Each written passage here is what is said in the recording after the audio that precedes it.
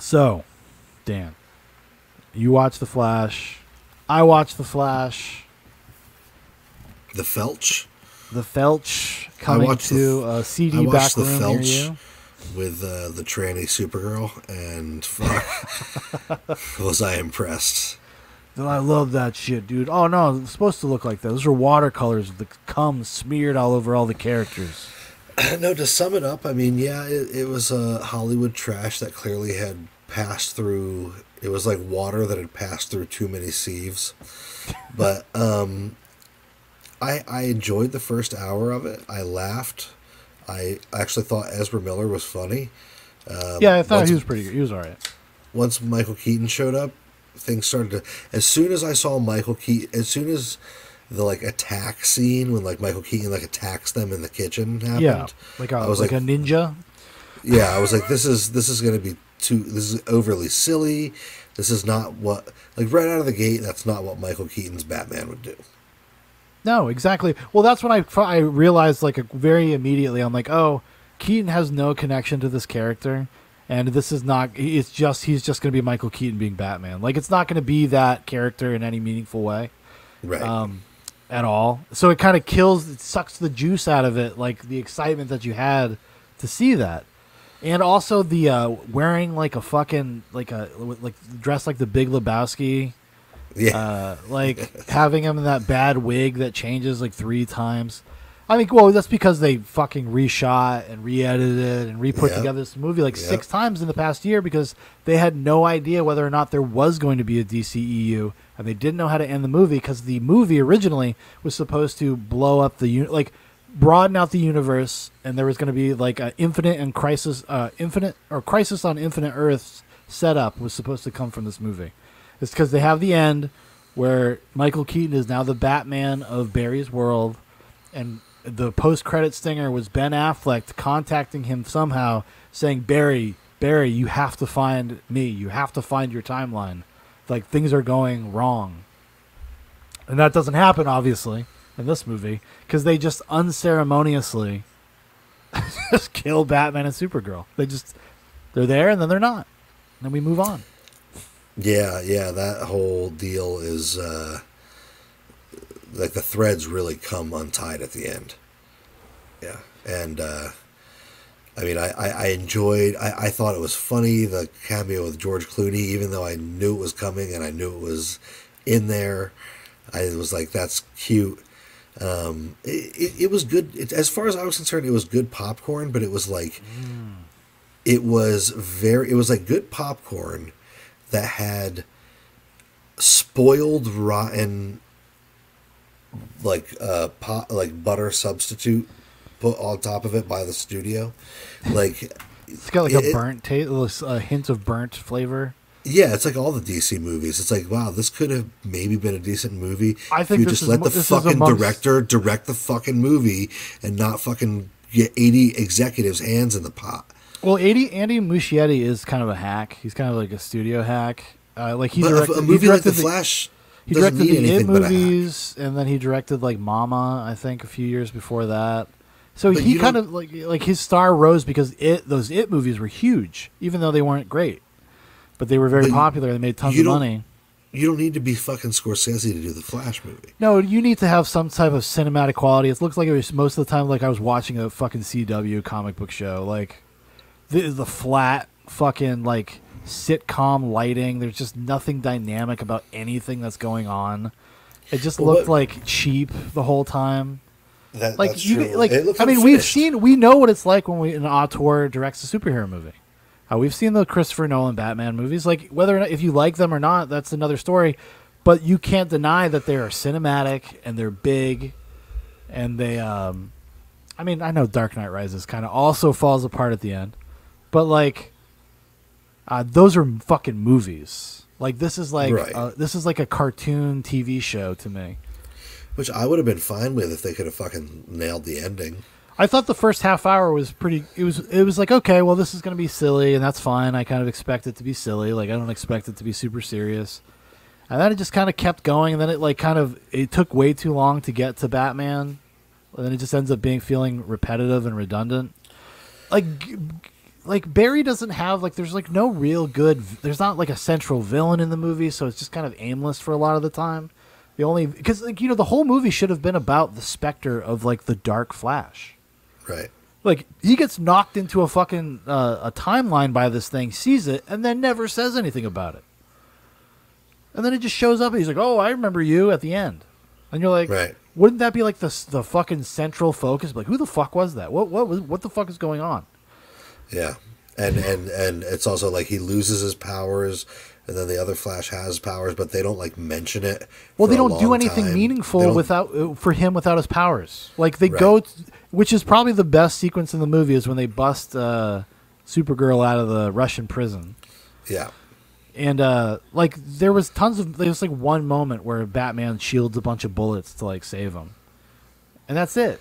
Like it's not part of the story. It doesn't like have anything to do with like his nature as a character or what his personal feelings of feeling like impotent and not knowing what to do now, and then watching somebody that's kind of immature and reckless deal with that and like trying to be a mentor to himself in a weird meta way, and like they don't really do very much with that.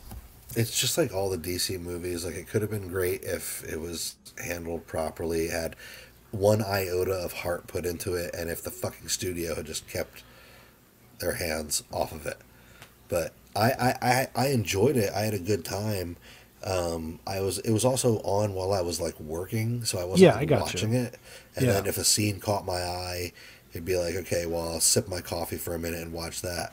But I didn't have any expectations for it. I had negative expectations for it. So anything that I enjoyed was kind of like, and that's why I think I enjoyed the first hour of it more than I expected, because it was pretty decent. And then when Keaton shows up and starts phoning it in, that's when things really start to come off the rails. Yeah, he gives like such a weird performance. I mean, actually, it's funny, like, because there's like a quote from him. It's like from it's from the making of Batman Returns. He's like, yeah, I had a hard time like finding the character. He's like, I felt like I was doing an imitation of myself.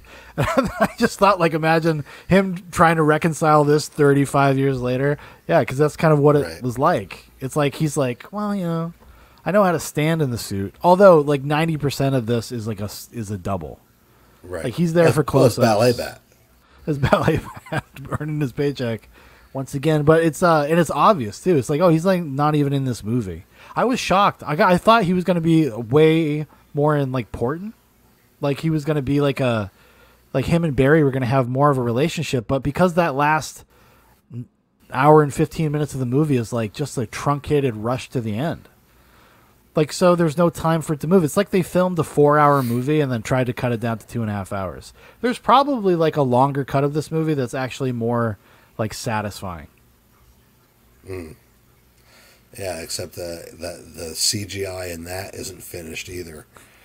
I'll take it, dude. I would take it if the story was good. I'll take it. There were moments where it was just like it legit looked like a PlayStation 2 cutscene, and I was like, "Oh, dude, the opening scene on here. The opening scene with the babies." Yeah. Like they look like little like Nintendo 64. I guess it's actually like PlayStation 1 era like CGI rendered cutscene. Like, but then at the end when he's seeing like the Sasha Calle's Supergirl, who, by the way, one word for her, smoking. When he's seeing her fight Zod, and it literally looks like a half rendered computer. It looks like something I could do on this on this Chromebook right here. It's like, dude, like, don't you love this? Like in an empty desert, like. yeah. There's like, no feeling. There's no nothing anywhere. It fell so flat and it felt so empty, and it's like, wait a second. This movie got pushed back 3 times. You're telling me they didn't find the extra time to render some more detail into that CGI? I mean, Jesus Christ. Yeah. I don't know. Maybe it's because it was so in flux for so long. They never had a solid idea of like what they were going to do. But that opening wouldn't have changed. And that was, I mean, parts of it are like awful. Parts of it are fine. Like the parts with like Batman are like okay. But when the Flash is like saving all the babies and stuff, like it's really bad. What's his name? But that's what the director was trying to say. He came out with a quote like yesterday or something. It's like, oh no, it's supposed to look like that because it's like Barry's perception because of the time, and it was like the water effect and the watercolor smearing. I was like, no, dude, that just looks like bad CGI. It looks like you had said. I think you had said this. The Scorpion King. Yeah, from The Mummy Returns. Yeah, that's exactly what it looked like. The Scorpion King.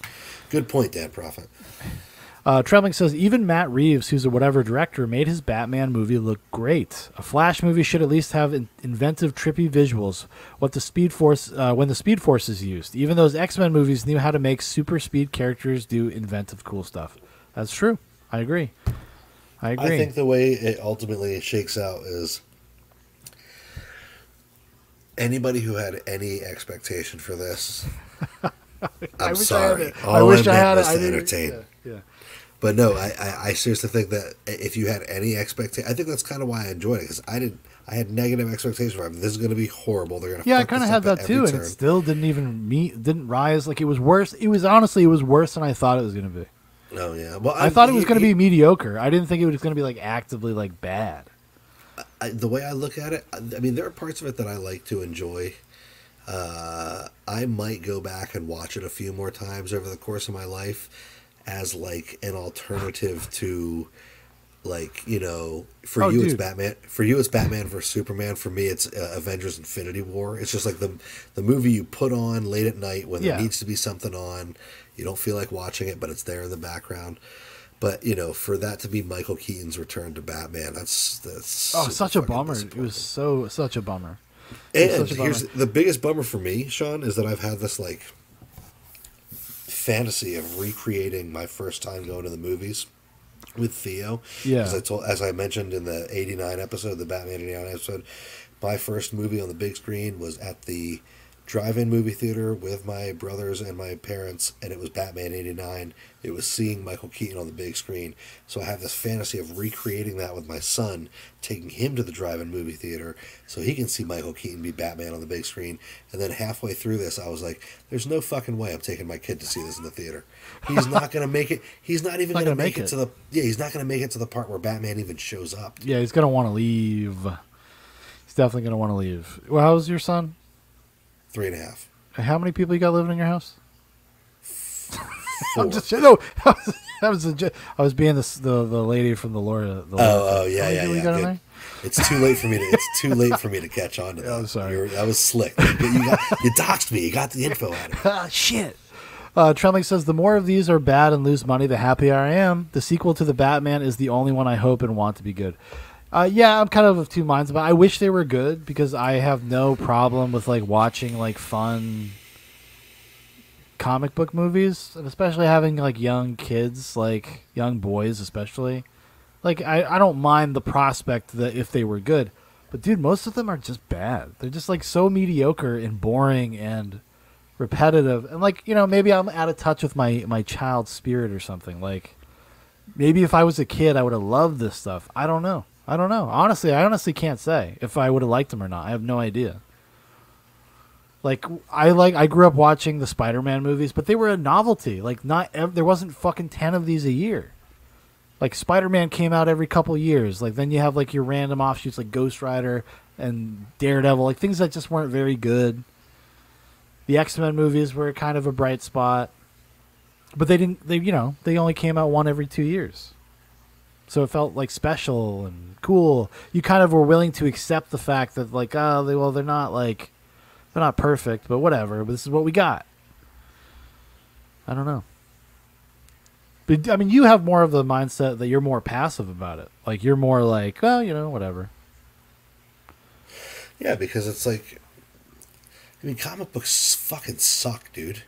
You know what I mean? That's the one thing that I've come to realize. Like, I get a lot of recommendations for like comic book stuff on my YouTube because I can't stop fucking watching it. Yeah. But, it'll bring up like little shorts of them retelling various storylines from comic books that I haven't heard of before. Like, this is when Damian Wayne killed Batman or whatever. Yeah, I got you. The shit that they fucking come up with to put in comic books is so lame and fucking retarded that, look, the way it's shaken out for me is that it's like it is just popcorn to switch your brain off to and have fun with and let your suspension of disbelief hang in the air.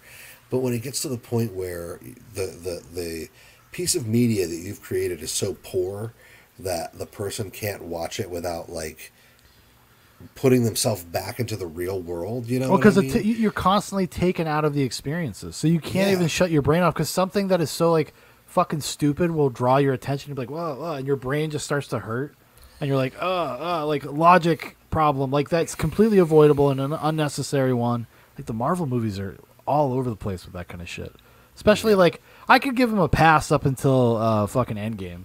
Like, dude, that's an oppressive thing to do. Like to have like all these different characters, all these different movies, and even those Infinity War and Endgame are actually like I'm impressed by the filmmaking in them to one degree or another, just because like wow, it actually finds a balance between all of those characters, and it never feels like anybody's getting the short shrift or anything like that. Like it actually balances things very well. It's kind of impressive in that way.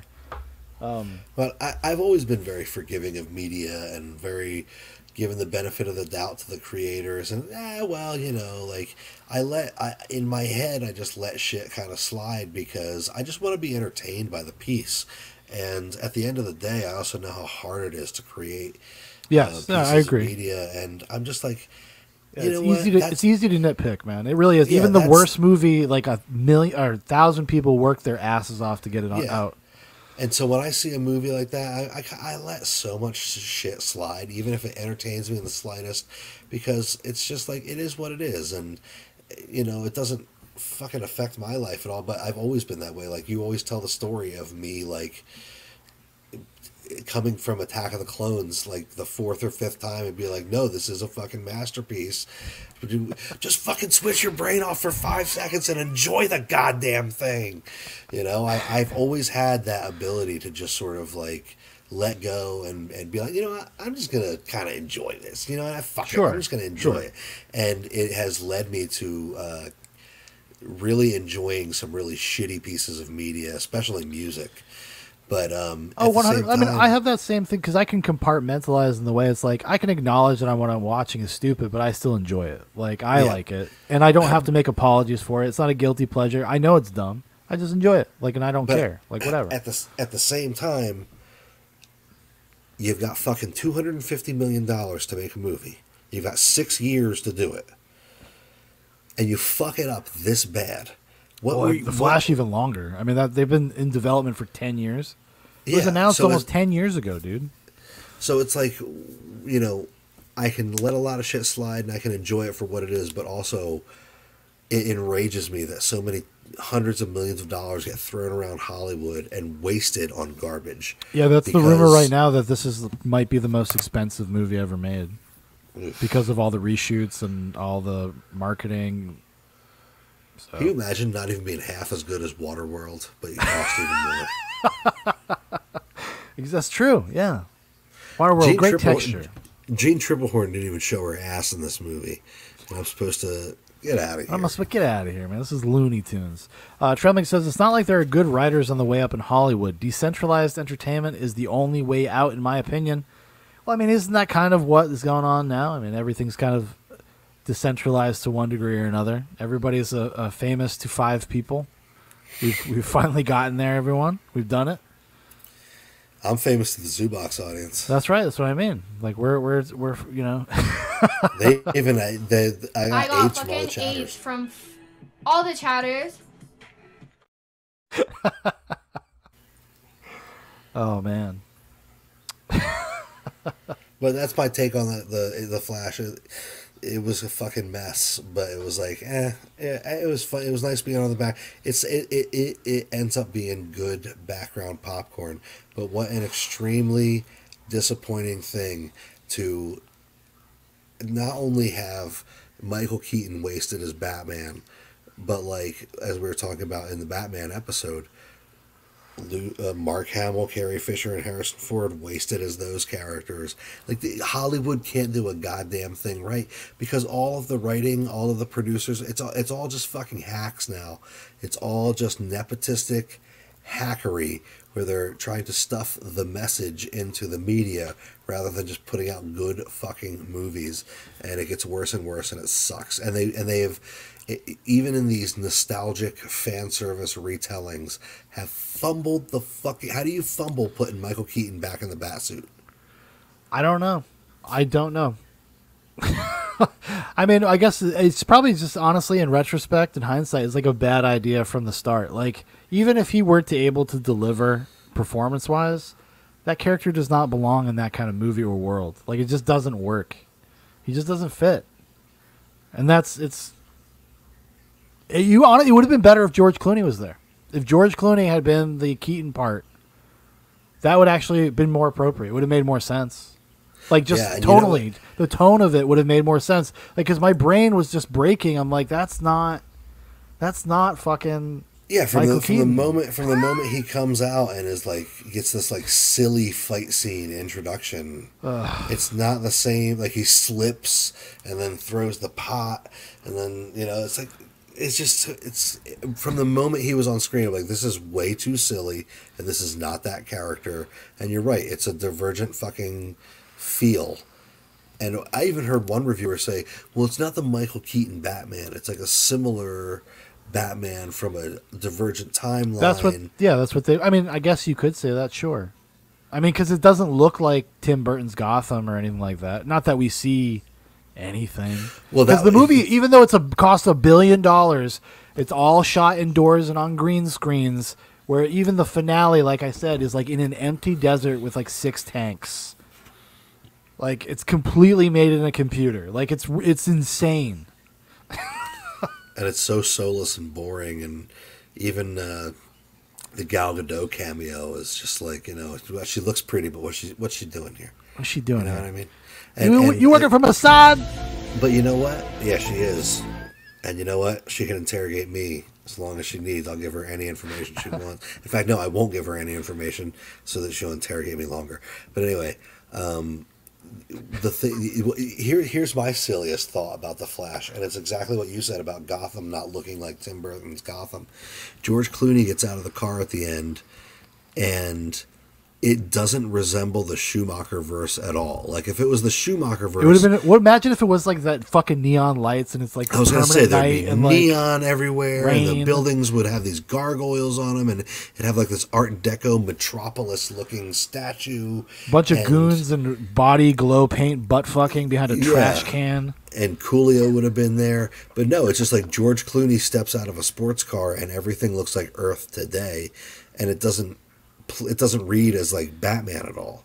No. And so even that cute little cameo at the end that I really liked was just kind of like, it felt tonally out of place because like, it's so generic. Yeah. Like, every environment in this movie is just generic. Like, placeholder shit. Like, it's bizarre. It's amazing to think that they had so much time and so much money.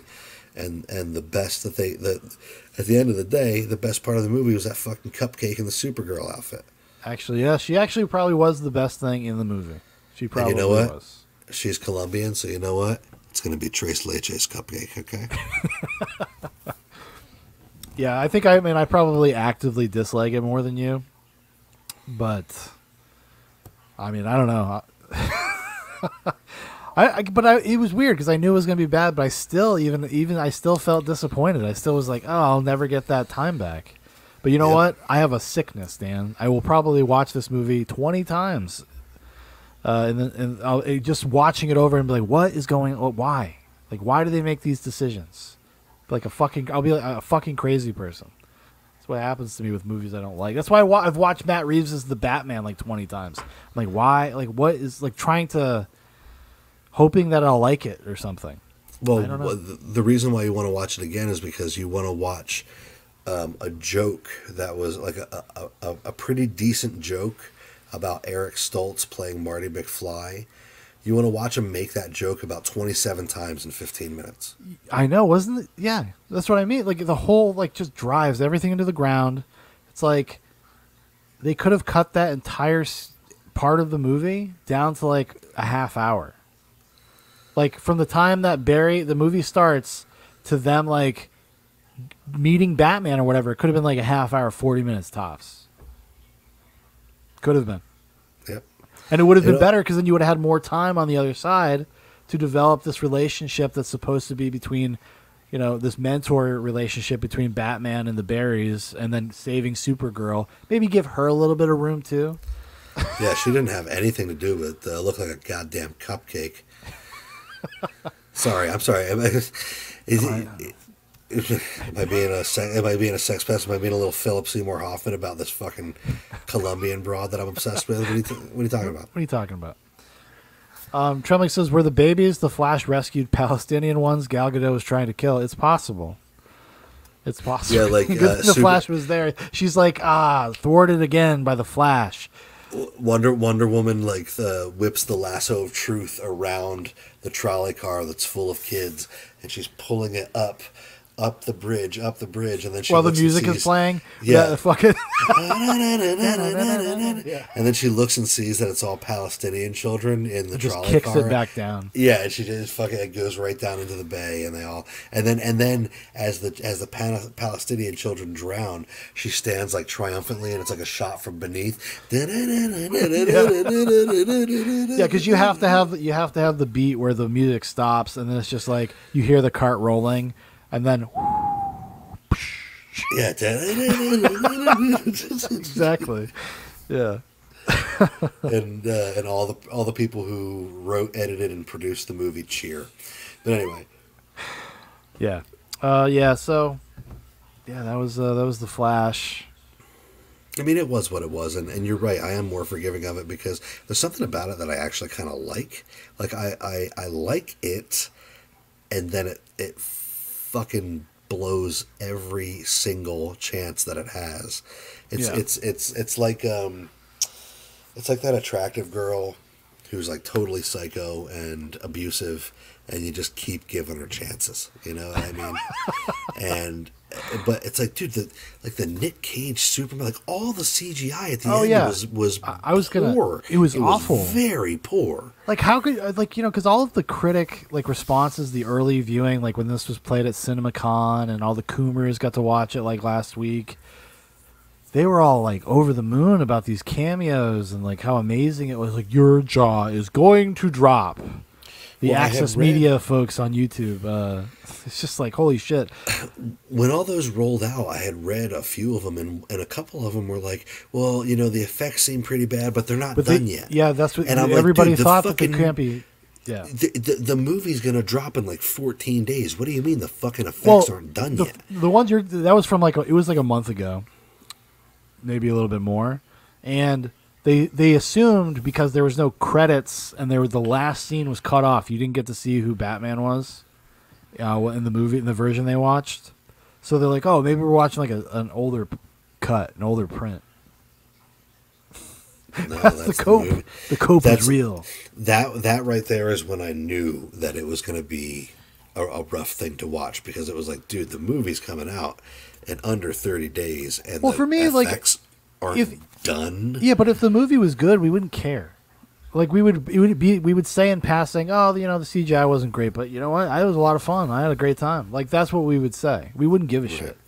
And now that we're just going to hyper focus on all the negative qualities of the movie, because overall it's not great.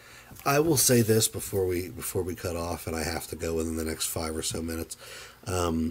There were a couple moments where Keaton got some good moments as Batman. Well, it wasn't Keaton; it was a CGI and a body double. But like at the end where he fights the random monster that apparently was doing something. Oh yeah, when he kept throwing the grenades in there. That was like I've noticed in the last few times Batman has been on screen, there's been a major influence from the Arkham Asylum games. Oh yeah, the way he moves and his combat, and that whole sequence felt right out of the Arkham games, to the point where I felt like I was mashing buttons to make Michael Keaton do that. Yes, I think they do that totally intentionally, 100%. Oh, absolutely. And I think what it is that directors have had a hard time portraying Batman's action on screen. Yes, because of the suit. Without it looking comical. And Arkham the Arkham games nailed all those maneuvers, and all you have to do is watch the way Batman moves and flips around, and they'll go, okay, we'll put that on screen. Yeah, he looked changed. He moves just like Ballet Bat. Like, I mean, that kind of capability. Actually, that's probably where it diverged. Was once they saw Ballet Bat, they were like, we got to get some movement in that suit, mate. But no, I think that ever since the Arkham games have come out, Batman looks better on screen in his action sequences, because I think that visually we know how to handle it now because of the fucking Arkham games. It was weird. I had a weird disconnected dissonance with that, like, because of Michael Keaton specifically, because I'm like, I've never seen this version of Batman like barely fight at all. Like, you know what I mean? Like, he's just like kind of a stoic presence most of the time. Maybe he goes like this and like throws a punch or whatever, but he's not like out there doing the wild acrobatics. And seeing him do that in this movie actually kind of, it drew my attention. I was like, oh, it just kind of feels weird. Yeah, but no, you're right. It did feel weird, but I also liked it because it was also like he's finally getting his chance to actually do that on screen. Sure, and there were a couple of Keaton Batman moments that made me smile and were like, you know. No, the rescue of Supergirl. It's a great. The rescue of Supergirl was a great sequence. Fun. Yeah, it's a great sequence. It's like the best part of the movie. Yep, and oh hell, there was one more thing that I wanted to say about Michael Keaton's performance that I'm not going to be able to remember, and we're going to cut this episode. And I'm going to be like, God damn it! I wish I could have tacked it on there. But you know, I had fun. It just sucked. Fair enough. Yeah, no, I definitely dislike it. Or more intolerant to it than you. But it's been weird. You know, it's been interesting seeing the reactions, too. The reactions are like, everybody's just like, it seems like the people that like the movie are kind of, not apologists, but are like more kind to it, are like, well, either they really like the first half or the second half. Right. It seems like there's an age divide. So people our age are like, once Keaton's there, man, the movie really pops off and it becomes amazing. And then everybody else is like, no, you know, it actually stops making sense at that point. Leading up to it, though, I was having a good time. It was kind of a fun movie. Well, which I would probably agree with the first half, at least feeling coherent. Feels like it's going somewhere, and then it just stops. If you really want to watch a good blowjob scene, look up the Nostalgia Critics review of The Flash, because he is sucking off some executive somewhere, because it was embarrassingly Stanish. Like it was like, oh, this dude's definitely got. Oh my god! Yeah, this dude got a paycheck. He got a paycheck slipped under a doorknob somewhere, under a door frame somewhere. But here was the one thing that I wanted to say before we left. I thought of an even better place to put the "You want to get nuts? Let's get nuts" line. That's not so obvious when they're about to electrocute Barry to give him his powers back. Sure. And Barry says, "Are you nuts?" It could be more organic, yeah. Yeah, Barry says like, "Oh well, everything. I feel safe because we got Batman here," and then Michael Keaton says, "Well, for the record, I actually think this is ridiculous," or something like that. And then you know, you could have him like sitting down at the electrical panel and then say, "But if you want to get nuts." Let's get nuts. Right, let's get nuts. And just kind of say it casually. Casually built organically into the moment, not like a like reacting to something that actually fucking happened in the moment in the scene. You know, that when I was watching the movie, I was like, that's it. That's the organic moment for the "you want to get nuts" scene. And don't have them say it crazy. Just have them be like, I mean, if you want to do it, but let's get nuts, fine. And then it could have actually folded in. But you know what? Let's just piss all over. Let's just fucking piss all over everything. Why don't we? You know who I'd like to piss all over? Sasha Callan. Oh, that's true. That is very true. Call them golden showers. Only if she kisses me afterward, though. I've been eating nothing but meat and olives for days. It's gonna be good. It's gonna be thick, viscous, briny. Hope you like asparagus, Supergirl. She's like, actually, no. I don't like to eat it, but I like the stink. I love a good scold. I liked Brie Larson's Captain Marvel. I'm like one of the only people in the world that actually liked it. I never watched it. I never I watched like 20 minutes of it. I fell asleep and then never went back. I never watched the Fair enough. I never actually watched the movie Captain Marvel. I mean to say, I like her character being kind of like a cold bitch because she's not like any of the other. She's not like some wisecracking. Well, she's supposed to be. Right, she's like a super soldier from the fucking far edge of another universe that becomes like a god. Everyone's like, "Well, she doesn't have any personality. She's just like a frigid bitch." And I'm like, "Yeah, but doesn't that turn you on a little bit?" Wouldn't you like to be, I don't know, manhandled by her a little bit? Huh? A little bit. Would you like her to stop the crime that you're committing? Seriously, I've been very bad, and I don't know if I want Captain Marvel or Wonder Woman or Sasha Calle. Yeah. You know what? How about all? I'm just saying, I'm a big enough supervillain. You're gonna need all three of them. Okay. Yeah, you're like those creeps that they describe in The Watchmen. Like, yeah, I found out this guy who kept committing crimes because he liked getting beat up. He goes turned on by it. Exactly. Like, no, you sent Owlman again. Damn it. Actually, you would be like the stereotype of the buck broken slave. Yeah, exactly. Yeah. Like, oh no, what did I do? What did I do? Oh man, this I guess time? I'll just have to go to the barn. So Sasha Calle, if you're out there and watching this, I'm married. I apologize. I can't do any of those nasty things. I'm sorry. It's just I can't do it. I'm sorry. Sorry. Maybe in another timeline. I was gonna say I was literally shit. God, sorry, I cucked you out. Sorry.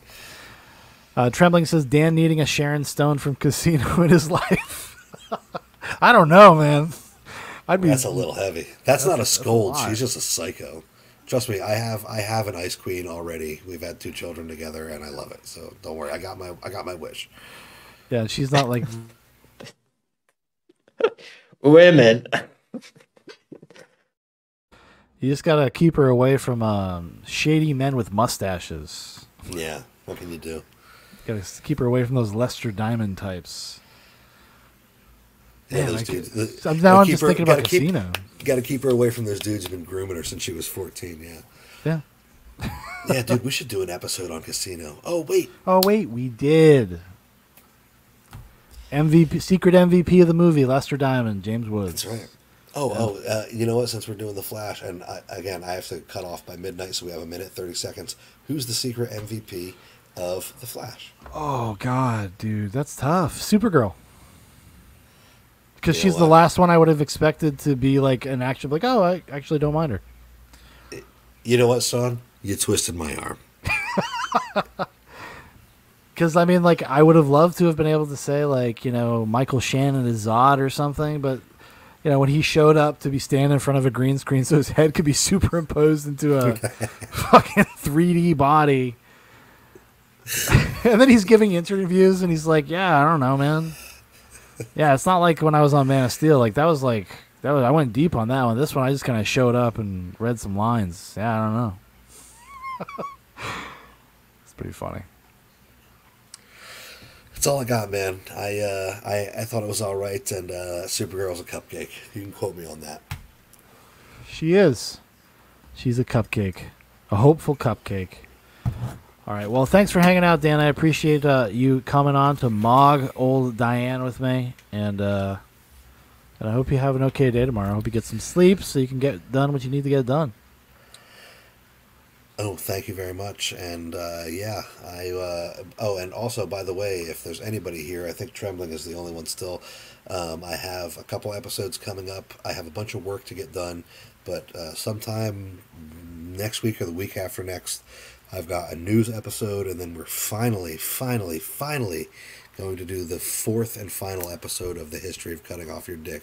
That will be happening in the month of July, so just hang in there. Well, you heard it here first, folks, okay?